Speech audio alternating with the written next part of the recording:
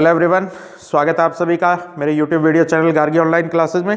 रीट भर्ती प्रतियोगी परीक्षा की नए जोड़े गए टॉपिक्स की जो वीडियो सीरीज थी उसमें पहला वीडियो जो है मेरे द्वारा अपलोड कर दिया गया था, जिसमें हमने भारत में बैंकिंग प्रणाली, बैंकिंग सिस्टम किस प्रकार का है, उसकी हिस्ट्री और उसके डेवलपमेंट के बारे में बात की थी हमने।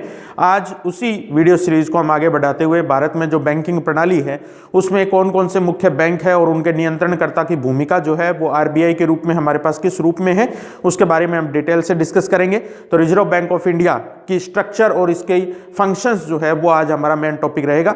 लेकिन इस वीडियो को शुरू करने से पहले आप सब लोगों से मेरी एक सामान्य सी रिक्वेस्ट कि यदि आप इस YouTube वीडियो चैनल पर नए हैं, अभी तक इस चैनल को सब्सक्राइब नहीं किया है, तो आपकी YouTube स्क्रीन पर जो सब्सक्राइब लिखा हुआ है आप उसको प्रेस कर लीजिए और उसके साथ ही नोटिफिकेशन बेल जो है, घंटी का जो निशान है, उसको भी ओके कर लीजिए आप, ताकि मेरे वीडियो के अपडेट रोजाना आप तक पहुंचती रहे। तो चलिए स्टार्ट करते हैं। रिजर्व बैंक ऑफ इंडिया, हमने कल बात की थी रिजर्व बैंक ऑफ इंडिया की स्थापना किस प्रकार से हुई है।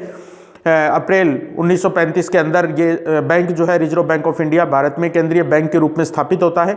1 जनवरी 1949 को रिजर्व बैंक ऑफ इंडिया का राष्ट्रीयकरण किया जाता है। इसको भारत सरकार जो है वो अपने अधिकृत या अपने क्षेत्र में लेके आती है और उसके बाद से ही रिजर्व बैंक जो है वो लगातार भारत में अलग अलग प्रकार की भूमिकाएं जो है उनका निर्वहन कर रहा है। तो चलिए सबसे पहले हम बात करते हैं रिजर्व बैंक की संरचना या स्ट्रक्चर किस प्रकार की होती है।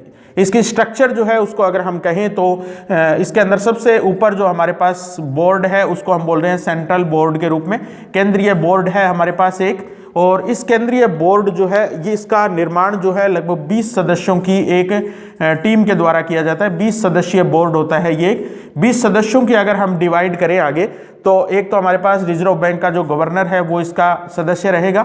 इसके अलावा 4 डिप्टी गवर्नर जो है, उप गवर्नर जो है वो भी इसी बोर्ड के सदस्य होते हैं। इसके बाद में जो बाकी बचे हुए हमारे पास 15 सदस्य हैं, एक गवर्नर के रूप में और 4 डिप्टी गवर्नर के अलावा 15 जो सदस्य इस बोर्ड के अंदर होंगे, उनमें से 4 जो है अभी हम बात करेंगे आगे 4 जो है इसके स्थानीय कार्यालय है, आरबीआई के स्थानीय कार्यालय है। तो स्थानीय उन कार्यालयों के भी अपने बोर्ड हैं, स्थानीय बोर्ड, लोकल बोर्ड बोलते हैं हम उनको। वो 4 है पूरे भारत में और उनमें से भी एक एक सदस्य जो है वो केंद्रीय सेंट्रल बोर्ड जो है उसका क्या होता है, सदस्य होता है। बाकी एक जो सदस्य है इसमें वो भारत सरकार के द्वारा उसके किसी अधिकारी को इसके अंदर शामिल किया जाता है। सामान्यतः जो वित्त सचिव जो होता है भारत का, फाइनेंस सेक्रेटरी जो होता है वही इसका मेंबर लगभग बनता है। इसके बाद में बचे हुए जो 10 सदस्य हैं इनका चयन जो है या इनका मनोनयन जो है वो केंद्र सरकार के द्वारा किया जाता है। केंद्र सरकार के ये प्रतिनिधि होते हैं और ऐसे व्यक्ति होते हैं जो अलग अलग क्षेत्रों के अंदर काम करने का अच्छा अनुभव रखते हों। जैसे इंडस्ट्रियल हो सकता है, कोई उद्योगपति हो सकता है, कोई कृषि के क्षेत्र में अच्छा काम करने वाला हो सकता है, कोई माइक्रो स्मॉल इंडस्ट्री जो है उसके अंदर अच्छा काम करने वाला व्यक्ति हो सकता है, जो भारत में ख्याति प्राप्त नाम जो है अलग अलग क्षेत्रों के, अर्थव्यवस्था के अलग अलग क्षेत्रों से, उनको मनोनीत करने का काम करती है केंद्र सरकार। तो 10 ऐसे सदस्यों को एक तरीके से केंद्र सरकार जो है वो क्या करती है, मनोनीत करती है सेंट्रल बोर्ड फॉर आरबीआई के लिए। ठीक है, तो 20 सदस्यीय बोर्ड है। इनमें जो गठन किया जाता है उसमें सदस्यों का कार्यकाल जो है वो 4 वर्ष रखा जाता है। 4 वर्ष के लिए ये सदस्य जो है वो इस बोर्ड के अंदर काम करते हैं। तो ये तो इसकी एक बेसिक स्ट्रक्चर रहती है जो केंद्रीय स्तर पर काम करती है, यानी कि हेड ऑफिस मुंबई जो है आरबीआई का, हेड ऑफिस मुंबई के अंदर 20 सदस्यीय बोर्ड जो है सेंट्रल बोर्ड, ये आरबीआई से संबंधित नीतियां बनाने का और अलग अलग प्रकार के जो कार्य हैं उनको संपादित करवाने का कार्य करता है। सेंट्रल बोर्ड के नीचे भी अपना एक सचिवालय है आरबीआई का, कार्यालय है आरबीआई का मुंबई में। उसमें बहुत सारे अलग अलग प्रकार के अधिकारी बैठते हैं, लेकिन मुख्य रूप से जो बैंकिंग व्यवस्था पर निर्णय लेने वाले या नीति बनाने वाले जो लोग होते हैं उनका बोर्ड जो है वो 20 सदस्यीय हमारे पास क्या होता है, सेंट्रल बोर्ड होता है। इस सेंट्रल बोर्ड के नीचे आरबीआई के 4 लोकल बोर्ड कार्य करते हैं, स्थानीय कार्यालय कार्य करते हैं। तो पूरे भारत में जो 4 बड़े उत्तर, दक्षिण, पूर्व, पश्चिम के जो शहर हैं, मुख्य रूप से हम बात करें तो दिल्ली उत्तर के अंदर हम बात करें, दक्षिण में बात जाएंगे तो चेन्नई हमारे पास, इसके बाद में पूर्व के अंदर जाएंगे हमारे पास तो कोलकाता हमारे पास रहेगा, और पश्चिम में जाएंगे तो मुंबई जो है वो क्षेत्रीय कार्यालय के रूप में कार्य करते हैं। 4 लोकल बोर्ड के रूप में कार्य करते हैं। और यही चारों लोकल बोर्ड जो है वो सेंट्रल बोर्ड को अपने अपने क्षेत्र की रिपोर्ट देते हैं, अपने अपने क्षेत्र का जो अलग अलग प्रकार की परामर्श या सुझाव जो है वो उपलब्ध करवाने का कार्य करते हैं, किसको? सेंट्रल बोर्ड को। तो इसमें जो सदस्य होते हैं लोकल बोर्ड में, ये लगभग 5 सदस्यीय बोर्ड होते हैं। प्रत्येक बोर्ड जो है वो 5 सदस्यों से युक्त होता है। और वही बात है, यहाँ भी 4 साल के लिए इनका कार्यकाल जो है वो निर्धारित किया जाता है। तो इनमें से कुछ सदस्य जो है वो सेंट्रल बोर्ड जो है हमारे पास आरबीआई का, उसके सदस्य के रूप में भी कार्य करते हैं। तो ये तो रहेगा हमारे पास लोकल बोर्ड। इसके अलावा पूरे भारत की अलग अलग राज्य जो हैं, उनकी जो राजधानियां हैं, उनके अंदर लगभग आरबीआई के हर राज्य के अंदर अपने क्षेत्रीय कार्यालय भी स्थापित किए हुए हैं। तो 22 जो है लगभग क्षेत्रीय कार्यालय जो है वो भारत के अंदर कार्य कर रहे हैं। इनको अपने रीजनल ऑफिसेज बोलते हैं, रीजनल ऑफिसेज। तो लोकल ऑफिसेज तो हमारे पास बोर्ड हैं 4 हमारे पास, जबकि रीजनल जो ऑफिसेज हैं उनकी संख्या हमारे पास कितनी है? 22। इसके अलावा भी आरबीआई के अधीन क्या है? 6 ट्रेनिंग कॉलेज भी जो है वो अलग अलग क्षेत्रों में कार्य करते हैं, प्रशिक्षण देने का कार्य करते हैं अलग अलग। जैसे एग्रीकल्चर की बैंकिंग है, उसके लिए अपना अलग कॉलेज या स्कूल है उनका मुंबई के अंदर। इसी तरीके से भारत के अलग अलग हिस्सों के अंदर इनके 6 ट्रेनिंग कॉलेज जो है या स्कूल जो हैं वो भी कार्य करते हैं। तो आरबीआई की संरचना जो है वो अगर हम देखें तो सर्वोच्च स्तर के ऊपर हमारे पास सेंट्रल बोर्ड है जो 20 सदस्यीय है। इस 20 सदस्यों के अंदर कुछ सदस्य जो है वो स्वयं आरबीआई के खुद के हैं, जबकि कुछ सदस्य ऐसे हैं जो केंद्र सरकार के द्वारा क्या किए जा रहे हैं? मनोनीत किए जा रहे हैं, नॉमिनेट किए जा रहे हैं। इस सेंट्रल बोर्ड के नीचे परामर्श देने के लिए भारत की 4 अलग अलग दिशाओं के अंदर 4 बड़ी जो क्षेत्र, राजधानीय क्षेत्र है हमारे पास अलग अलग राज्यों के, उनके अंदर लोकल बोर्ड या स्थानीय कार्यालय स्थापित किया हुआ है जो लगभग 5 सदस्यीय होता है प्रत्येक बोर्ड जो है। इसके बाद में सभी राज्यों की राजधानी जो है उसमें लगभग सभी जगह क्षेत्रीय कार्यालय या रीजनल ऑफिसेज इनके आरबीआई के बने हुए हैं, जिनकी टोटल संख्या भारत में कितनी रहेगी? लगभग 22 रहेगी। ठीक है, तो ये रहेगा हमारे पास आरबीआई जो है बोर्ड जो है, रिजर्व बैंक ऑफ इंडिया जो है, उसकी स्ट्रक्चर या संरचना किस प्रकार की है उसकी हमने बात कर ली है। अब महत्वपूर्ण टॉपिक पर आएंगे हम कि आरबीआई जो है वो मुख्य मुख्य कार्य कौन कौन से करती हैं उनके बारे में। तो आप करंट जीके जो है उसकी दृष्टि से, करंट अफेयर्स की दृष्टि से आप इन पदों से लगातार अपडेट रहिएगा, क्योंकि हो सकता है कि अप्रैल का महीना आते आते इनमें से किसी पद के ऊपर किसी नए व्यक्ति की नियुक्ति हो जाए। तो आप उसके ऊपर बहुत ध्यान रखिएगा, क्योंकि नई नियुक्ति जो है, जैसे डिप्टी गवर्नर अब वर्तमान में हमारे पास कौन है, तो जैसे 4 डिप्टी गवर्नर अभी जो कार्य कर रहे हैं उनके नाम आप अलग से नोट कीजिएगा। ठीक है, एमबी पात्रा है, जैसे एमके जैन है, जैसे के राजेश्वर राव है, जैसे, तो इनके नाम आप जरूर नोट कीजिएगा। हो सकता है 25 अप्रैल तक आते आते इनमें से कोई व्यक्ति तो चेंज हो जाए, तो वो पेपर की दृष्टि से भी इंपॉर्टेंट बन जाएगा। बाकी आप इसको नोट जरूर कीजिएगा। चलिए आगे बढ़ते हैं हम। आरबीआई के मुख्य मुख्य कार्य कौन कौन से हैं इसके ऊपर हम बात कर लेते हैं अब, कि आरबीआई जो है ये पूरे बैंकों का नियमन किस प्रकार से करता है और इसके नियमन के अलावा भी कौन कौन से और कार्य हैं उनके बारे में हम एक एक करके बात करते हैं। तो सबसे पहले हम बात करते हैं आरबीआई का कार्य। सबसे पहले अगर हम बात करें नोट निर्गमन। नोट निर्गमन का मतलब है इश्यू करना, और सिक्के जो है उनकी ढलाई करना, सिक्के ढलाई का कार्य। ये महत्वपूर्ण कार्य है, क्योंकि देश की अर्थव्यवस्था जो है हमारी मुद्रा से चलेगी, और मुद्रा हमारे पास क्या है? नोट या रुपए के रूप में है। तो रुपए या नोटों को इश्यू करने का कार्य और इसके साथ साथ सिक्के जो है उनकी ढलाई करवाने का कार्य कौन करवाता है? आरबीआई करवाता है। अब यहाँ थोड़ी सी हमें एक बात देखनी पड़ेगी कि आरबीआई न्यूनतम 2 रुपए का नोट जो है उसके ऊपर आरबीआई के द्वारा जारी किया जाता था, कम से कम 2 रुपए का नोट। वर्तमान में तो ये भी बंद है, इसकी प्रिंटिंग नहीं हो रही है, लेकिन 1 रुपए का नोट और 1 रुपए का जो सिक्का है ये आरबीआई के द्वारा जारी नहीं किया जाता है। 1 रुपए का नोट तो अभी भी नहीं प्रिंट हो रहा है, लेकिन 1 रुपए का सिक्का जो है ये भी आरबीआई इसको जारी करने का अधिकार नहीं रखती है। भारत का जो वित्त मंत्रालय या वित्त विभाग जो है उसके द्वारा इसको जारी किया जाता है। तो इसके ऊपर सिग्नेचर जब भी होते थे वित्त सचिव के ही होते थे। तो आरबीआई जो है कम से कम 2 रुपए का नोट जो है वो जारी कर सकता है, आरबीआई गवर्नर के जिसके ऊपर हस्ताक्षर होते हैं। वर्तमान में ये है नहीं, 5 रुपए का नोट या इससे ऊपर के जो नोट हैं वही आरबीआई के द्वारा जारी किए जाते हैं। अब यहाँ हमें एक बात देखनी पड़ेगी कि आरबीआई जो है वो नोट निर्गमन के सिद्धांत के आधार पर करता है। तो आपको ध्यान रखना है, आरबीआई की जो नोट जारी करने की प्रक्रिया होती है उसको हम मिनिमम रिजर्व सिस्टम बोलते हैं। मिनिमम रिजर्व सिस्टम, ठीक है, न्यूनतम आरक्षित सिस्टम हम बोल सकते हैं इसको। इस सिस्टम के अंतर्गत क्या है, आरबीआई को कम से कम अपने पास 200 करोड़ रुपए के बराबर का स्टॉक जो है वो अपने पास रखना पड़ेगा।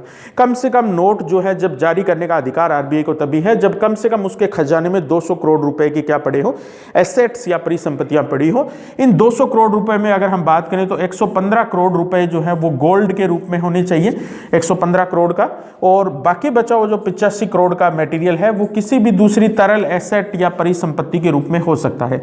तो इतना स्टॉक जो है, रिजर्व जो है आरबीआई के पास हमेशा मौजूद होना चाहिए, तभी वो नोट निर्गमन का अधिकार रखती है। तो इस प्रणाली को हम बोलते हैं मिनिमम रिजर्व सिस्टम के रूप में। तो कई बार ऐसा प्रश्न पूछा जाता है कि आरबीआई के द्वारा नोट निर्गमन करने की जो प्रणाली है वो किस सिद्धांत पर आधारित है या कौन सी प्रणाली अपनाई जाती है उसके द्वारा। तो न्यूनतम रिजर्व सिस्टम या न्यूनतम आरक्षित अनुपात सिस्टम हम इसको बोलते हैं। तो पहला कार्य ये हो गया हमारे पास। दूसरी अगर हम बात करें, देखिए बैंकों का विनियमन करने वाली सर्वोच्च संस्था है, बैंकों की सर्वोच्च संस्था है, किस रूप में है इसके हम बात कर लेते हैं। देखिए आप, रिजर्व बैंक ऑफ इंडिया के द्वारा जो भी नियम बनाए जाते हैं, जो भी दिशा निर्देश दिए जाते हैं, वो सारे बैंकों को मानना अनिवार्य होता है। विशेष रूप से हम देखें तो व्यापारिक बैंकों को, जितने भी कमर्शियल बैंक हैं उन सबको आरबीआई के द्वारा जारी किए हुए दिशा निर्देश या इसके जो नियम है उनकी पालना करना क्या होता है, अनिवार्य होता है। और अगर ऐसा कोई बैंक नहीं कर पा रहा है तो उसके विरुद्ध कार्रवाई करने का अधिकार भी आरबीआई को प्राप्त है।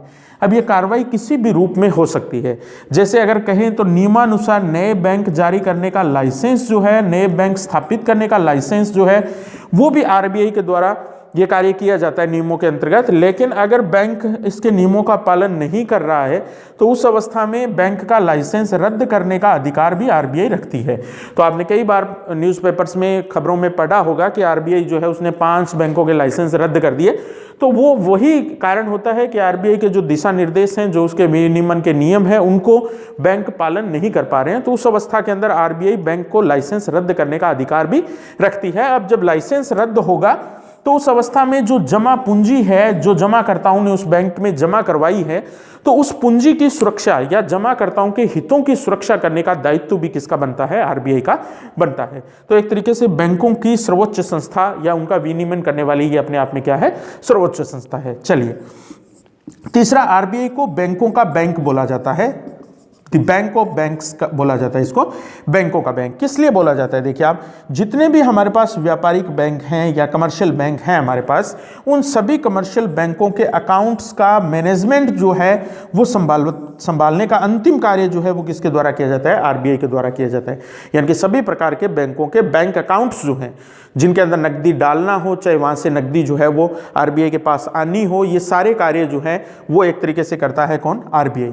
और जब भी किसी बैंक को पैसे या धन की जरूरत पड़ती है तो अंतिम उधारकर्ता जो बैंक के रूप में काम में करता है वो आरबीआई होता है। कहने का मतलब, कमर्शियल बैंक जो है, व्यापारिक बैंक जो है, इनको जब भी पैसे की आवश्यकता पड़ेगी और कहीं से भी उनको पैसा अगर नहीं मिल पा रहा है तो अंतिम उसको पैसा देने का कार्य कौन करेगा, आरबीआई करेगा।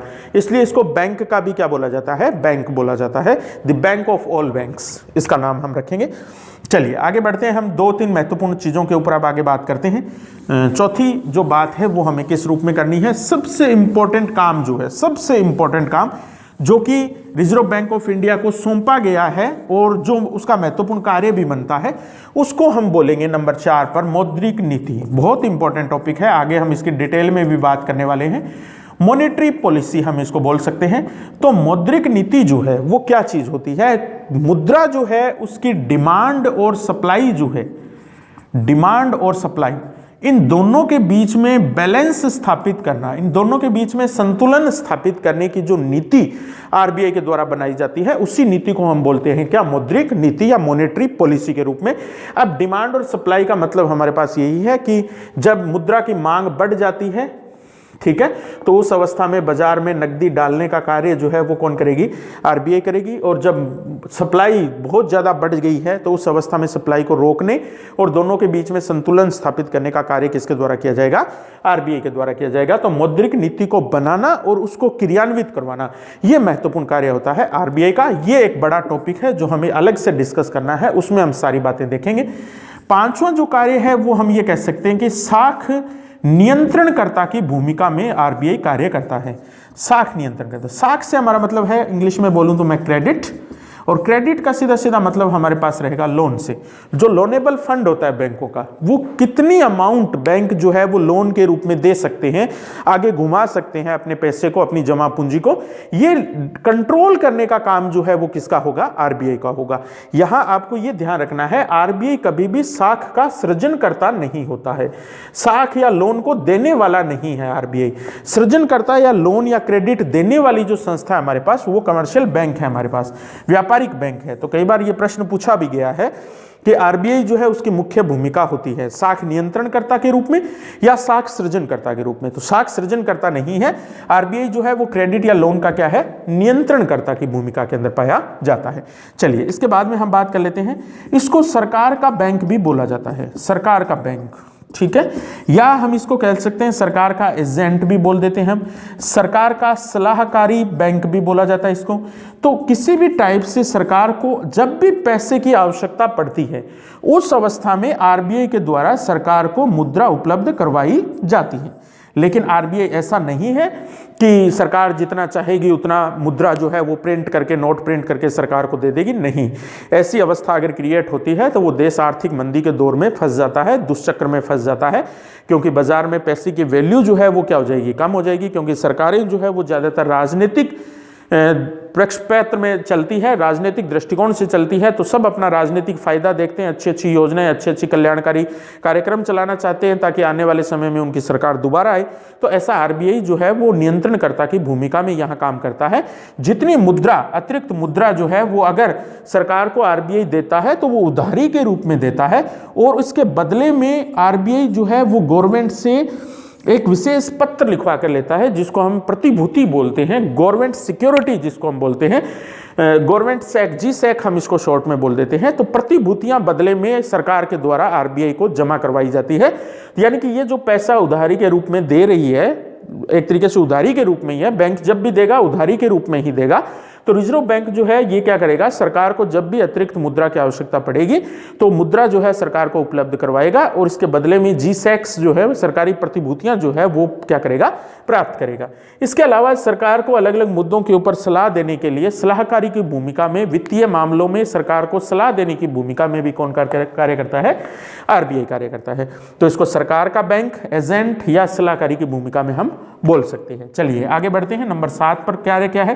देखिए आरबीआई जो है वो भारत में फॉरेक्स रिजर्व जो है, फॉरेक्स रिजर्व जिसको हम, मैं हिंदी में बोलूं तो विदेशी मुद्रा भंडार जिसको हम बोलते हैं, तो विदेशी मुद्रा भंडार भी प्रत्येक देश को अपने खजाने में रखना जरूरी होता है, क्योंकि प्रत्येक देश जो है विश्व की दूसरी अन्य अर्थव्यवस्थाओं के साथ क्या करता है? लगातार व्यापार करता है।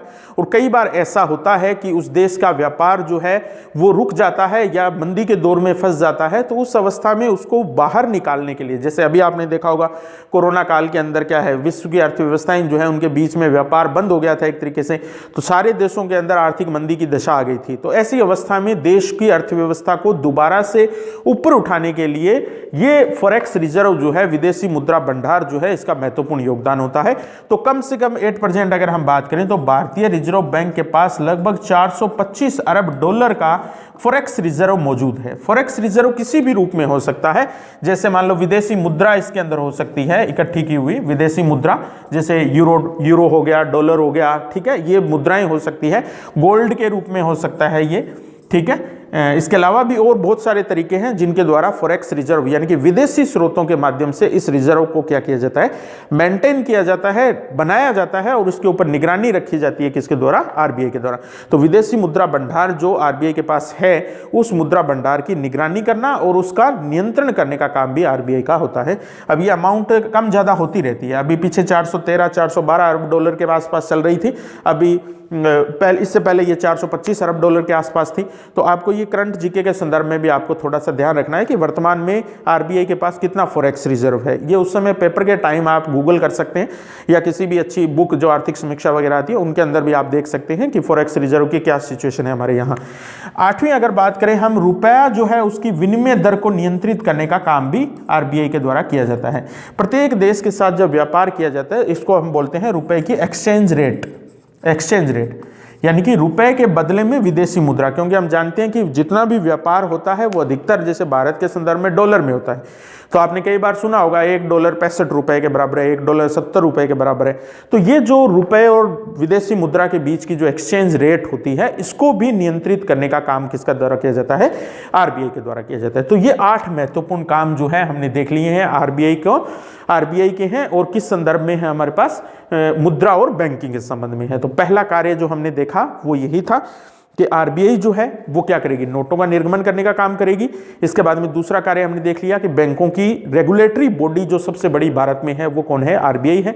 तीसरी बात जो हमने की थी कि मॉनेटरी पॉलिसी जो है उसका निर्माण करता और उसको बनाना और बैंकों के बैंक की भूमिका में कार्य करना, ये आरबीआई का कार्य है। इसके बाद में साख नियंत्रणकर्ता की भूमिका में आरबीआई करता है। सरकार का भी बैंक है, एजेंट है, सलाहकारी की भूमिका में है हमारे पास। फॉरेक्स रिजर्व जो है, विदेशी मुद्रा भंडार जो है, उसका भी नियंत्रण और निगरानी करने का काम आरबीआई का है। इसके अलावा आरबीआई जो है कभी कभी मुद्रा के अलावा भी भारत में विकासात्मक कार्यों को आगे बढ़ाने में भी अपनी भूमिका निभाती है। यह भी बहुत इंपॉर्टेंट बात है जो अपने से छूट सकती थी। विकासात्मक कार्य, डेवलपमेंटल कार्यों के अंदर भी आरबीआई अपनी भूमिका निभाती है। कैसे निभाती है इसके बारे में भी 2-4 बातें अपने कर लेते हैं, क्योंकि यहां से हर हाल में एक क्वेश्चन आपके बनेगा, आरबीआई में से श्योर क्वेश्चन बनेगा, 1 या 2 क्वेश्चन। तो हमें बहुत अच्छे से इस टॉपिक को कवर करना है। तो अगर हम देखें कि विकासात्मक भूमिका आरबीआई की किस रूप में है, तो ये क्या हो सकती है? देखिए विकास के क्षेत्र में अगर हम बात करें तो भारत में मुख्य विकासात्मक क्षेत्र जैसे कृषि के रूप में है, उद्योगों के रूप में है। इसके अलावा ग्रामीण विकास है, ये भी महत्वपूर्ण बात है। इसके अलावा भी हम एक बात और करेंगे आगे, पीएसएल के रूप में, प्राइमरी सेक्टर लेंडिंग के रूप में हम बोलेंगे इसको, प्राथमिक प्रायिकता क्षेत्र के रूप में हम इसको बोलते हैं। देखिए कृषि के क्षेत्र में क्या कार्य करता है? हमने देखा है कि कृषि के क्षेत्र में सबसे ज्यादा जो साख उपलब्ध करवाने वाली सर्वोच्च बैंक जो है वो हमारे पास किसके रूप में? नाबार्ड के रूप में है। तो नाबार्ड की पुनर्वित्त स्कीम के अंतर्गत कृषि के क्षेत्र के लिए जो अलग से लोन जारी होते हैं, अलग से बजट जारी होता है, वो बजट किसके नियंत्रण में जारी होता है? आरबीआई के। तो नाबार्ड जो है इसका पुनर्वित्त करने की व्यवस्था जो है वो किसके द्वारा की जाती है? आरबीआई के द्वारा की जाती है। औद्योगिक क्षेत्र में अगर हम बात करें तो एमएसएमई जो उद्योग हैं हमारे पास, एम फॉर माइक्रो यानी कि सूक्ष्म उद्योग, एस फॉर स्मॉल लघु उद्योग, और एम फॉर मिडल मतलब मध्यम उद्योग। तो सूक्ष्म, लघु और मध्यम, इन तीनों श्रेणियों के जो एंटरप्राइजेस हैं, जो उद्योग हैं, उनको अलग से लोन उपलब्ध करवाना और अलग से सहायता उपलब्ध करवाना ताकि उनका विकास ज्यादा से ज्यादा हो सके, इसके लिए भी विकासात्मक भूमिका निभाता है। तो जैसे वहां नाबार्ड था, उसी तरीके से यहां जो बैंक काम करता है भारत में, जो एमएसएमई उद्योगों के लिए काम करता है, सूक्ष्म, मध्य और लघु उद्योगों के लिए काम करता है, उसको हम बोलते हैं सिडबी के रूप में, SIDBI, small industrial development bank of India के रूप में हम इसको बोलते हैं। तो औद्योगिक क्षेत्र में विकासात्मक कार्य की पुनर्वित्त स्कीम, इनको धन उपलब्ध करवाने की जो स्कीम है या योजना है, वो आरबीआई के द्वारा संचालित की जाती है। ग्रामीण क्षेत्रों के लिए, ग्रामीण विकास के लिए क्या करता है? जैसे नियम वर्तमान में ये चलता है कि जितना भी बैंक अपनी शाखाएं स्थापित करेगा पूरे भारत में, उसकी 25% शाखाएं जो है रूरल एरिया के अंदर स्थापित की जानी जरूरी है। यह किसी भी रूप में हो सकता है, एटीएम सुविधा के रूप में हो सकता है, ब्रांच के रूप में हो सकता है, कोई वित्तीय उत्पाद या सेवा उपलब्ध करवाने को लेकर हो सकता है। ये सारे काम 25% अनिवार्य रूप से करने जरूरी है प्रत्येक बैंक को। किस क्षेत्र के लिए? ग्रामीण क्षेत्रों के लिए। ठीक है, तो ये भी ग्रामीण विकास की दृष्टि से महत्वपूर्ण भूमिका में है। इसके अलावा ये क्षेत्र बहुत इंपॉर्टेंट है, आगे अपने इसकी थोड़ी डिटेल में भी बात करेंगे। यहां आप इतना समझ लीजिए, PSL प्रायिकता प्राथमिक क्षेत्र हम इनको बोल सकते हैं, प्रायिकता प्रायोरिटी या प्राइमरी सेक्टर लैंडिंग। ठीक है, सेक्टर उधार। देखो कुछ ऐसे क्षेत्र हैं भारत में जिसको कुल मिला के 8-9 क्षेत्र हैं ये, जिनका विकास अभी तक भारत में उस गति से नहीं हुआ है जितना होना चाहिए था। जैसे दिव्यांग है, कोई महिलाएं हैं, जैसे कोई कृषि क्षेत्र है, लघु और सीमांत किसान है। ठीक है, इन क्षेत्रों के विकास के लिए अलग से विशेष प्रकार की व्यवस्था बनाई जाएगी प्रत्येक बैंक के द्वारा, और उसको अलग से लोन या क्रेडिट या साख उपलब्ध करवाने का काम करेंगे कौन? बैंक, ताकि उन क्षेत्रों का ज्यादा से ज्यादा क्या किया जा सके? विकास किया जा सके। तो ऐसे क्षेत्रों को हम बोलते हैं PSL क्षेत्र के रूप में, प्राथमिक या प्रायिकता आधारित क्षेत्र हम इसको बोल सकते हैं। तो विकासात्मक भूमिका में भी आरबीआई जो है वो महत्वपूर्ण कार्य करता है। तो 2 कार्य हो गए हमारे पास, एक मुद्रा से संबंधित कार्य हो गए और दूसरे हमारे पास हो गए हैं कौन से? मुख्य रूप से विकासात्मक कार्यों की दृष्टि से। चलिए आगे बढ़ते हैं अब हम और आरबीआई के महत्वपूर्ण कार्य की बात करते हैं, जिसको हम बोलते हैं मॉनेटरी पॉलिसी, मौद्रिक नीति। बहुत ही इंपॉर्टेंट टॉपिक है और निश्चित रूप से एक क्वेश्चन यहां से उठता ही है। अगर आरबीआई में से एक भी क्वेश्चन बनेगा कोई, तो वो मॉनेटरी पॉलिसी में से ही बनेगा, मौद्रिक नीति में से ही बनेगा। देखिए आप, आरबीआई की जो मॉनेटरी पॉलिसी या जो मौद्रिक नीति होती है वो किस आधार पर होती है, पहले तो यहां हमें यह समझना पड़ेगा थोड़ा सा। देखिए, मॉनेटरी पॉलिसी के आरबीआई के दो हिस्से होते हैं हमारे पास। एक तो होती है मात्रात्मक नीति, इसका भाग होती है मॉनेटरी पॉलिसी का मात्रात्मक नीति, और दूसरी होती है गुणात्मक नीति, हमारे पास गुणात्मक नीति।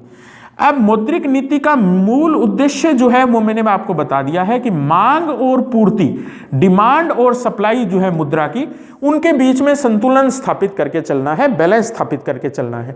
अब जो मात्रात्मक नीति होती है, इसमें मुद्रा की मात्रा को नियंत्रित किया जाता है।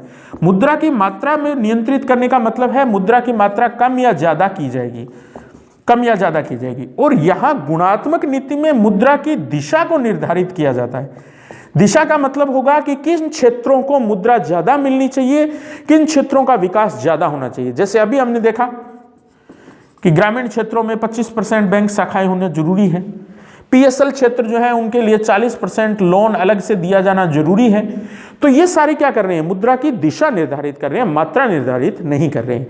जबकि आरबीआई जो है वो ज्यादातर जो अपना कंट्रोल करती है बैंकों के ऊपर, उसका महत्वपूर्ण साधन जो है हमारे पास होती है मात्रात्मक नीति। आरबीआई की मॉनेटरी पॉलिसी की जो होती है, मौद्रिक नीति जो होती है, उसमें जो मात्रात्मक या मुद्रा की मात्रा को कंट्रोल करने के लिए जो उपकरण आरबीआई अपनाती है, उन सब उपकरणों को अपने क्या बोलते हैं, मात्रात्मक नीति के भाग बोलते हैं। तो यहां कौन से वो उपकरण होते हैं, इसकी बात करते हैं हम। देखिए आप, मात्रात्मक नीति को लागू करने के लिए आरबीआई के पास दो प्रकार की पॉलिसी चलती है। एक तो होती है सस्ती मुद्रा पॉलिसी, चीप मनी हम इनको बोलते हैं इंग्लिश के अंदर। आप अंग्रेजी के वर्ड अगर याद रख सको, समझ सको तो ज्यादा बेटर है, कंफ्यूजन नहीं करेंगे आपके कहीं भी। और दूसरी जो होती है उसको बोलते हैं महंगी मुद्रा की नीति, महंगी मुद्रा की नीति। इसको हम बोलते हैं dear money policy, dear money policy. दो प्रकार की मात्रात्मक पॉलिसी है आरबीआई के पास। एक को हम बोलेंगे सस्ती मुद्रा पॉलिसी और दूसरी को बोलेंगे महंगी मुद्रा पॉलिसी। क्या है एक्चुअल में ये देखिए आप। इससे पहले हम दो शब्दों के अर्थ समझ लेते हैं। आपने बार बार इनके नाम सुने होंगे। एक है हमारे पास इन्फ्लेशन, जिसको हम हिंदी में बोलते हैं मुद्रास्फीति। अगर सामान्य शब्दों में हम बोले तो इसको हम बोलेंगे महंगाई, ठीक है। और एक शब्द होता है हमारे पास डिफ्लेशन। डिफ्लेशन का मतलब होता है अवस्फीति, अगर हिंदी में कहें तो। आप, मैं दोबारा सलाह दूंगा आपको, आप इंग्लिश वाले वर्ड समझ लीजिए, इनका अर्थ समझ लीजिए, बहुत आसान हो जाएगी ये बात। अवस्फीति का मतलब होता है मंदी, मंदी। तो एक महंगाई है और एक मंदी है, एक इन्फ्लेशन है और दूसरी डिफ्लेशन है। अब क्या होगा देखो, इन्फ्लेशन की अवस्था जब बनती है, उस अवस्था में आपको एक ही चीज के ऊपर ध्यान रखना है कि बाजार में पैसा ज्यादा आ गया है। बाजार में पैसा क्या आ गया है, ज्यादा आ गया है। वस्तुओं के दाम जो है उसी गति से बढ़ते जा रहे हैं। जब पैसा नहीं होगा तो हमें पता है महंगी चीजें लगेगी हमें, तो हम खरीदेंगे नहीं। लेकिन जब बाजार में पैसा ज्यादा आ गया है, व्यक्तियों के पास पैसा ज्यादा आ गया है, तो जो सामान बनाने वाले हैं, वस्तुएं बनाने वाले हैं या उत्पादन करने वाले हैं, उनको पता है पैसा खूब है बाजार में, तो अपनी वस्तुओं के दाम भी क्या कर देंगे, ऊपर कर देंगे। और उसी को हम क्या बोलते हैं, महंगाई बोलते हैं। अब आरबीआई क्या करेगी, इस महंगाई को नीचा लाने के लिए क्या करेगी, बाजार से पैसा उठा लेगी, बाजार से पैसा उठाएगी। उठाने के लिए उसको क्या करना पड़ेगा, बाजार में जो पैसा आया है वो बैंक से आया है मान लो, तो बैंक का लोन महंगा करना पड़ेगा। बैंक का क्या करना पड़ेगा, लोन महंगा करना पड़ेगा। लोन महंगा हो गया तो बाजार में अपने आप पैसा आना कम हो जाएगा, और कम होते ही महंगाई जो है वो क्या आ जाएगी, नीचे आनी शुरू हो जाएगी, वस्तुओं के दाम नीचे आने शुरू हो जाएंगे। तो इस अवस्था को हम क्या बोलते हैं, इन्फ्लेशन। तो इस अवस्था में जब बैंक के द्वारा ब्याज रेट बढ़ाई जाती है, ब्याज रेट क्या की जाती है, बढ़ाई जाती है, तो उस अवस्था को हम बोलते हैं महंगी मुद्रा की अवस्था। तो यहां पे एक ही चीज ध्यान रखिए, ब्याज दर को क्या किया जाएगा, बढ़ाया जाएगा। किस अवस्था में लागू होगी, इन्फ्लेशन की अवस्था में लागू होगी। महंगाई की अवस्था में जो नीति आरबीआई जो लागू करता है, उस नीति को हम बोलते हैं महंगी मुद्रा की नीति। इंग्लिश में बोलेंगे डियर मनी पॉलिसी, ठीक है। तो इस अवस्था में जब बाजार के अंदर ब्याज दर बढ़ा दी जाएगी बैंकों की, तो उस अवस्था में बैंक लोन महंगा हो जाएगा, महंगा लोन कोई लेना नहीं चाहेगा, तो बाजार में पैसे की अपने आप क्या हो जाएगी, कमी हो जाएगी। पैसे की कमी होगी तो लोग खरीदारी कम करेंगे, और खरीदारी कम करेंगे तो सामान बनाने वाले ये सोचेंगे कि सेवा या वस्तु का मूल्य क्या कर दिया जाए, कम कर दिया जाए, ताकि हमारी वस्तु बिकनी शुरू हो जाए, तो महंगाई क्या आ जाएगी, बिल्कुल नियंत्रण में आ जाएगी। इसकी उल्टी अवस्था बन सकती है डिफ्लेशन के अंदर। डिफ्लेशन में इसका ठीक उल्टा होगा, बाजार में पैसे की कमी आ गई है, बाजार में पैसे की कमी आ गई है, खरीदारी बहुत कम हो रही है, और खरीदारी कम हो रही है, इसका मतलब अर्थव्यवस्था कैसे दौर में जा रही है, मंदी की अवस्था में जाती जा रही है, डिप्रेशन के अंदर जाती जा रही है। अब इस अर्थव्यवस्था को पुनः ऊपर उठाने के लिए क्या करना पड़ेगा, बाजार में पैसा लेकर आना पड़ेगा। ब्याज में, बाजार में जब पैसा आएगा तो लोग क्या करेंगे, खरीदारी करेंगे, और खरीदारी करेंगे तो अर्थव्यवस्था धीरे धीरे करके क्या आएगी, ऊपर की ओर आएगी। तो इन्फ्लेशन के विपरीत डिफ्लेशन में हम क्या करेंगे, जो बाजार में पैसे की कमी हो गई है, उस पैसे की कमी को और धन बाजार में लेकर आने से वो दूर हो जाएगी। तो धन बाजार में ज्यादा है, इसके लिए हमें ब्याज दर क्या करनी पड़ेगी, कम करनी पड़ेगी, इंटरेस्ट रेट कम करनी पड़ेगी। ब्याज दर कम हुई तो लोन क्या हो गए, सस्ते हो गए, और लोन सस्ते हो गए तो लोन लेने वालों की संख्या भी क्या हो गई, ज्यादा हो गई, और संख्या ज्यादा होते ही बाजार के अंदर क्या आ गया है, पैसा आ गया है। तो इन्फ्लेशन की अवस्था में बाजार से पैसा निकाला जाता है आरबीआई के द्वारा, उस नीति को हम बोलते हैं महंगी मुद्रा की नीति। और इसके विपरीत डिफ्लेशन वाली अवस्था में जब अर्थव्यवस्था मंदी में चली गई है, बाजार में पैसे की कमी हो गई है, तो अब बाजार में पुनः पैसा डालने के लिए हमें ऐसी नीति लेकर आनी पड़ेगी जिससे धन बाजार में आए, और आने के लिए हमें क्या करना पड़ेगा, बैंकों की ब्याज दर को कम करना पड़ेगा।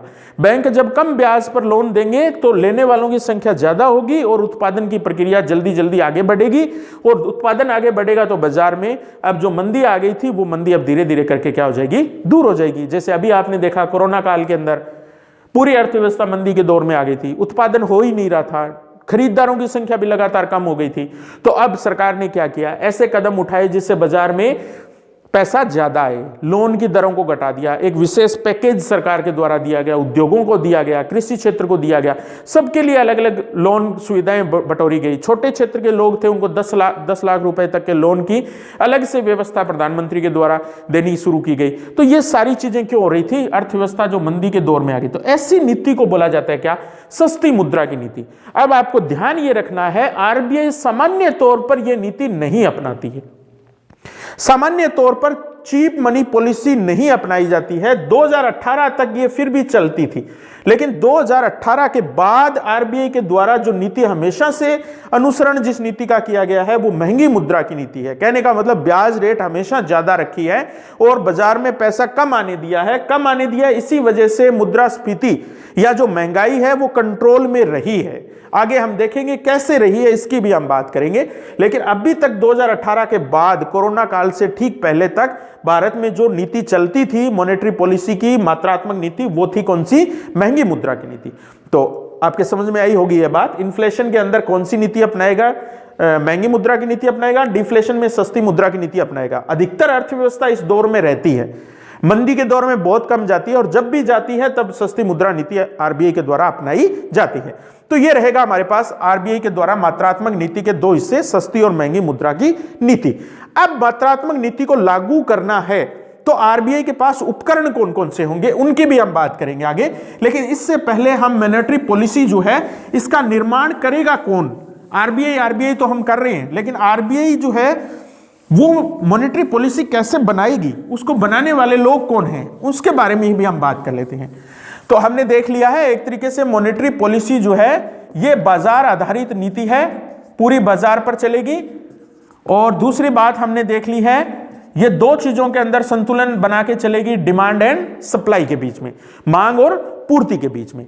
अब क्या होता था, देखिए 2016 से पहले मॉनेटरी पॉलिसी बनाने का काम रिजर्व बैंक के गवर्नर और उसके जो उप गवर्नर है, डिप्टी गवर्नर है, उनके द्वारा ही किया जाता था।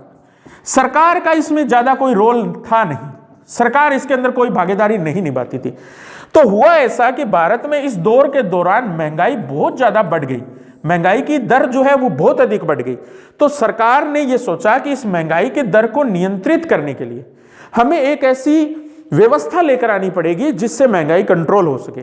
तो 2013 के अंदर एक कमेटी का गठन किया गया जिसका नाम था उर्जित पटेल कमेटी के नाम से, उर्जित पटेल कमेटी। यह दिसंबर 2013 की बात है। उर्जित पटेल जो बाद में भारत के आरबीआई के गवर्नर भी रहे, उर्जित पटेल कमेटी जो थी इसने अपनी सिफारिश दी 2014 में, और अपनी सिफारिशों के अंदर इसने कुछ नई बातें बताई। इसने ये कहा कि मॉनेटरी पॉलिसी जो है वो आरबीआई के द्वारा तैयार तो जरूर की जाती है, लेकिन मॉनेटरी पॉलिसी का एकमात्र उद्देश्य जो है, आरबीआई जो है इसको केवल एक ही कार्य करना चाहिए कि ये बस सिर्फ मुद्रास्फीति पर ध्यान दे, मुद्रास्फीति को कंट्रोल करने पर ध्यान दें। बाकी इसके जो कार्य है, सरकार के बैंक का कार्य करना, विनिमय दर को बनाए रखना, जीडीपी को बढ़ाना, ठीक है, बैंकों का विनियमन करना, ये सारे काम उसको एक बार के लिए छोड़ देने चाहिए और उसका पूरा ध्यान किस पे होना चाहिए, मुद्रास्फीति के कंट्रोल पर होना चाहिए।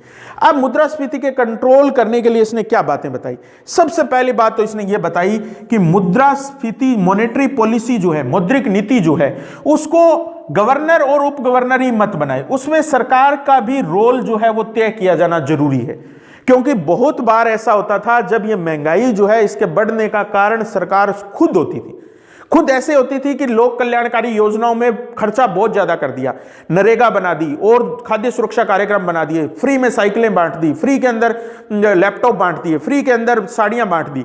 इस सारी बातों से क्या हुआ? पैसा तो लगा, पैसा लगा तो वो आरबीआई से लिया, उधार लिया, बदले में गवर्नमेंट सिक्योरिटी दी, तो एक तरीके से महंगाई क्या होती चली गई, बढ़ती चली गई। तो उर्जित पटेल कमेटी ने यह कहा कि मॉनेटरी पॉलिसी बनाते समय, मौद्रिक नीति बनाते समय गवर्नर और उप गवर्नर का जितना रोल है, आरबीआई का जितना रोल है, उसके बराबर का रोल आप सरकार को भी दीजिए। और इस आधार पर, इस संस्तुति के आधार पर वर्तमान में 2016 के बाद, अक्टूबर 2016 के बाद भारत में मौद्रिक नीति केवल आरबीआई के गवर्नर द्वारा नहीं बनाई जाती है, बल्कि 6 सदस्यों की एक समिति के द्वारा बनाई जाती है। 6 सदस्यीय समिति है जिसको हम बोलते हैं एमपीसी, मौद्रिक नीति समिति, मॉनेटरी पॉलिसी कमेटी, ये नाम है इसका। 6 सदस्यों से युक्त है। इन 6 सदस्यों में 3 सदस्य जो हैं वो सरकार के होंगे, 3 सदस्य जो हैं वो आरबीआई के होंगे, और 3 सदस्य जो है वो सरकार मनोनीत करेगी। 3 सदस्य सरकार के होंगे। 6 सदस्यों वाली है, बराबर बराबर हिस्सेदारी है। 50% हिस्सेदारी आरबीआई की है और 50% हिस्सेदारी किसकी है? सरकार की है। अब ये एमपीसी जो भी अपने निर्णय लेंगी वो सारे निर्णय बहुमत के आधार पर लिए जाएंगे, बहुमत आधारित निर्णय होंगे। कहने का मतलब 6 में से 4 जिसके पक्ष में होंगे वो निर्णय लिया जाएगा। अब ऐसी अवस्था में जब वोट बराबर बराबर पड़ जाए, 3-3 पड़ जाए, तो अब निर्णय किसका चलेगा? तो उस अवस्था में जो गवर्नर होता है वो निर्णायक मत देने का अधिकार रखेगा, निर्णायक मत देने का अधिकार, कास्टिंग वोट, निर्णायक मत, कास्टिंग वोट डालने का अधिकार किसका रहेगा? गवर्नर का रहेगा। गवर्नर जिस तरफ डाल देगा फिर वही निर्णय लागू होगा। तो 6 सदस्यों वाली ये जो एमपीसी है, मौद्रिक नीति कमेटी है, इसके 3 सदस्य आरबीआई गवर्नर और 2 उसके होते हैं उप गवर्नर या डिप्टी गवर्नर। तो ये भी आप करंट जीके की दृष्टि से जरूर याद रखिएगा कि वर्तमान में एमपीसी कमेटी के अंदर सदस्य कौन कौन है। गवर्नर तो होगा शक्तिकांत घोष जो है वो तो होंगे ही होंगे, शक्तिकांत दास जो है भारत के गवर्नर, वो तो इसके सदस्य है ही हैं। बाकी बचे आरबीआई की तरफ से 2 और, तो 2 और सदस्यों में मैं आपको अभी की दृष्टि से तो बता देता हूं। एमके जैन है एक तो इसके सदस्य के रूप में, और एक है एमडी पात्रा के रूप में। ये 2 जो उप गवर्नर है, डिप्टी गवर्नर है, ये एमपीसी के वर्तमान सदस्य हैं। 3 होते हैं एक्सटर्नल सदस्य जो सरकार की तरफ से नियुक्त किए हुए हैं। उन सरकार वाले सदस्यों में अगर हम बात करें तो वर्तमान में जैसे अभी नियुक्ति हुई है इनकी, ये इसलिए इंपॉर्टेंट बन जाता है। आशिमा गोयल के नाम से एक व्यक्तित्व है जो एमपीसी में वर्तमान में क्या कर रहा है, कार्य कर रहे हैं। एक है यहां पर जयंत आर वर्मा, ये दूसरे एक्सटर्नल मेंबर के रूप में वर्तमान में यहां पर कार्य कर रहे हैं। और तीसरे जो मेंबर हैं वो है शशांक पांडे के रूप में। ये 3 मेंबर एमपीसी में बाहरी सदस्यों के रूप में काम कर रहे हैं, यानी कि सरकारी सदस्यों के रूप में काम कर रहे हैं। और यहां पर 3 सदस्य जो हैं वो एक तो गवर्नर है हमारे पास शक्तिदास कांत के रूप में, और दूसरे हमारे पास जो 2 और डिप्टी गवर्नर जो इसमें शामिल है, एमके जैन और एमडी पात्रा। ठीक है, माइकल देवव्रत पात्रा के रूप में तीसरे सदस्य के रूप में ये शामिल हैं। तो ये एमपीसी जो है ये वर्तमान में क्या करती है, मॉनेटरी पॉलिसी बनाने का कार्य करती है और हर 2 महीने के बाद में इसकी क्या होती है, समीक्षा बैठक होती है एक, यानी कि 60 दिन के अंतराल पर क्या की जाती है, समीक्षा बैठक आयोजित की जाती है और उस समीक्षा बैठक में ये बताया जाता है कि कितनी महंगाई कंट्रोल में हुई है और अगर 9 माह तक महंगाई कंट्रोल में नहीं आ पा रही है, इन्फ्लेशन कंट्रोल में नहीं आ पा रही है, तो इस कमेटी को जवाब देना पड़ेगा कि क्यों कंट्रोल में नहीं आई है, दूसरा कब तक कंट्रोल में आ जाएगी, आगे क्या संभावना है और आप कंट्रोल में लाने के लिए क्या उपाय अपनाओगे, क्यों, कब और कैसे, इन तीनों का उत्तरदायित्व जो है वो डाल दिया गया है अब किसके ऊपर, इस कमेटी के ऊपर। तो इसमें सरकार का उत्तरदायित्व भी उतना ही ज्यादा बढ़ गया है। सरकार भी अब क्या कर रही है, अपने खर्चों में कमी कर रही है, जो भी कल्याणकारी योजनाएं थी उनके ऊपर धीरे धीरे करके क्या कर रही है, शिकंजा कस रही है, कम करती जा रही है। तो ये सारे जो कार्य सरकार पहले कर रही थी महंगाई बढ़ाने में, अब उसकी अमाउंट जो है वो धीरे धीरे करके क्या होती जा रही है, कम होती जा रही है। और उर्जित पटेल कमेटी जो थी उसने कहा था महंगाई जो है वो 4% स्टैंडर्ड रहनी चाहिए, महंगाई की दर जो है वो 4% रहनी चाहिए, प्लस माइनस हो सकती है 2% तो चलेगा, कोई दिक्कत नहीं है। 4 से 6 पे चली गई या 4 से 5 पर चली गई या 4 से 3 पर आ गई तो ओके है काम, कोई दिक्कत नहीं है, लेकिन 6 से ऊपर नहीं जानी चाहिए, ठीक है, 7 तक नहीं पहुंचनी चाहिए। जो पहले 8 साढ़े 8% पे चला करती थी अब वो इस रेंज के अंदर तो है। वर्तमान में अगर हम बात करें तो भारत में महंगाई दर जो है, जो नापी जाती है सीपीआई के आधार पर, सीपीआई इंडेक्स है हमारे पास, कंज्यूमर प्राइस इंडेक्स के नाम से, उपभोक्ता मूल्य सूचकांक जिसको हम बोलते हैं, उस उपभोक्ता मूल्य सूचकांक के आधार पर जो इन्फ्लेशन वर्तमान में चल रही है वो 4% के आसपास ही चल रही है। तो इस तरीके से हमने देखा है कि उर्जित पटेल कमेटी की सिफारिश के अनुसार भारत में क्या गठित की गई, एमपीसी गठित की गई, जो वर्तमान में क्या करती है, मॉनेटरी पॉलिसी को बनाने का कार्य करती है। और इसी की मॉनेटरी पॉलिसी जो है वो सरकार का खर्चा कम करवाने में क्या रही है, कामयाब भी रही है। तो 6 सदस्यों वाली ये कमेटी है, बहुमत के आधार पर निर्णय लिए जाएंगे। कास्टिंग वोट या निर्णायक मत डालने का अधिकार किसके पास रहेगा, गवर्नर के पास रहेगा। और इस कमेटी की समीक्षा बैठक जो है वो हर 2 महीने के बाद, यानी कि 60 दिन के अंतराल पर महंगाई की जो नीति इसने अपनाई थी उसकी क्या की जाएगी, समीक्षा भी की जाएगी। तो ये रहेगा हमारे पास कि आरबीआई की मॉनेटरी पॉलिसी है क्या एक्चुअल में, कौन सी मात्रात्मक नीति कब अपनाती है आरबीआई, इसके बाद में ये जो मौद्रिक नीति है इसका निर्धारण कौन करता है, किस तरीके से ये निर्धारित होती है, उसका 2016 से पहले तक हमने देख लिया है, गवर्नर उप गवर्नर यही मिलकर आरबीआई जो है यही निर्धारित करती थी। लेकिन 2016 के बाद उर्जित पटेल कमेटी की सिफारिश के आधार पर अब वर्तमान में क्या बना दी गई है, मॉनेटरी पॉलिसी कमेटी बना दी गई है। और यही कमेटी क्या करती है, 6 सदस्यों से युक्त है और मॉनेटरी पॉलिसी बनाने का काम करती है। अब एक चीज हमें और भी यहां देख लेनी है, एक चेंज और भी किया है, वो क्या है, सरकार जो है वो पहले क्या किया करती थी, खर्चे या ऋण ज्यादा ले लिया करती थी खर्चे पूरा करने के लिए, कल्याणकारी योजनाओं में लगाने के लिए। अब क्या किया है सरकार ने, अपने खर्चों में उसको कमी करनी पड़ेगी क्योंकि बराबर की उत्तरदायित्व तो उसका भी बन गया है महंगाई को कंट्रोल करने के लिए। तो अब जो पहले सरकार क्या करती थी, आरबीआई के द्वारा या आरबीआई से ऋण ले लिया करती थी, उधार ले लिया करती थी। अब सरकार ने क्या किया कि आरबीआई जो है वही केवल बैंक नहीं होगा सरकार का, सरकार खुद अपनी एक संस्था बनाएगी जिसका नाम सरकार ने दिया है पीडीएमए, पद्मा के रूप में, पब्लिक डेब्ट मैनेजमेंट एजेंसी के रूप में, ठीक है। ये एक एजेंसी बनाई है, पब्लिक का मतलब सार्वजनिक, डेब्ट का मतलब ऋण, मैनेजमेंट का मतलब प्रबंधन एजेंसी। तो सार्वजनिक ऋण प्रबंधन समिति जो है वो सरकार ने स्वयं गठित कर दी है। यह समिति क्या करेगी, ये एजेंसी क्या करेगी, सरकार के लिए बाजार से पैसा लेकर आएगी, आरबीआई के ऊपर ही डिपेंड नहीं रहेगी सरकार। अब क्या करेगी सरकार, बाजार से डायरेक्ट भी क्या करेगी, प्रतिभूतियां जारी करेगी और प्रतिभूतियां जारी करके पैसा जो है वो क्या करेगी, इकट्ठा कर सकेगी। तो सरकार के लिए ऋण की व्यवस्था करवाने की अब जो जिम्मेदारी है वो आरबीआई के कंधों से कम कर दी गई है। क्यों कर दी गई है, क्योंकि उर्जित पटेल कमेटी ने कहा कि आरबीआई का केवल एक ही ध्यान एक चीज पर होना चाहिए और वो है महंगाई को नियंत्रित करना, इन्फ्लेशन को कंप्लीट करना या उसको कंट्रोल करना। तो उसके लिए उसका ध्यान अन्य कार्यों से हटाना पड़ेगा और दूसरा अन्य महत्वपूर्ण कार्य उसका सरकार से संबंधित रहता था हमेशा, तो अब केवल आरबीआई जो है वही सरकार के लिए ऋण व्यवस्था नहीं करती है। एक नई एजेंसी 2016 के अंदर ही गठित की गई है जिसका नाम है पीडीएमए, पद्मा के रूप में, जिसका पूरा नाम रहेगा पब्लिक डेब्ट मैनेजमेंट एजेंसी। कई बार ये क्वेश्चन आ जाता है कि पीडीएमए का संबंध किससे है, तो सरकार के लिए सार्वजनिक ऋण की व्यवस्था करने के अंदर इसका रोल है वर्तमान में। तो ये रहेगा हमारे पास आरबीआई की स्ट्रक्चर, उसके महत्वपूर्ण कार्य, और उन कार्यों में एक महत्वपूर्ण सबसे बड़ा कार्य है मौद्रिक नीति को बनाना और उसको क्रियान्वित करना। अब हमारे पास एक इसका पार्ट बचता है कि मॉनेटरी पॉलिसी क्रियान्वित कैसे होगी, एग्जीक्यूट कैसे की जाएगी, लागू कैसे की जाएगी। तो वो हमारे पास अपना एक अलग से वीडियो चैप्टर है पूरा का पूरा, उसमें हम अलग से सारी बातों के ऊपर डिस्कशन करेंगे। तो आज का मेरा टॉपिक जो है वो यहीं एंड होता है, भारत में आरबीआई और उसकी बैंकिंग सिस्टम के बारे में। नेक्स्ट वीडियो के साथ हम आगे बात करेंगे कि मॉनेटरी पॉलिसी के मुख्य मुख्य उपकरण या इंस्ट्रूमेंट कौन कौन से आरबीआई के पास, कैसे वो अपनी मुद्रा की मात्रा जो है, दशा और दिशा जो है उसको निर्धारित करती है। ये बात हम अगले वीडियो चैप्टर में करेंगे। तो अगर आपको ये वीडियो मेरा पसंद आया होगा, निश्चित रूप से आया होगा, तो प्लीज़ अभी तक अगर आपने मेरे चैनल को सब्सक्राइब नहीं किया है तो सब्सक्राइब जरूर कर लीजिए, और अपने सोशल मीडिया अकाउंट्स पर जितने संभव हो सके प्लीज़ मेरा ये वीडियो शेयर जरूर कीजिएगा, मेरे चैनल का लिंक शेयर कीजिएगा, अधिक से अधिक लोगों को इससे जुड़ने का प्रयास कीजिएगा।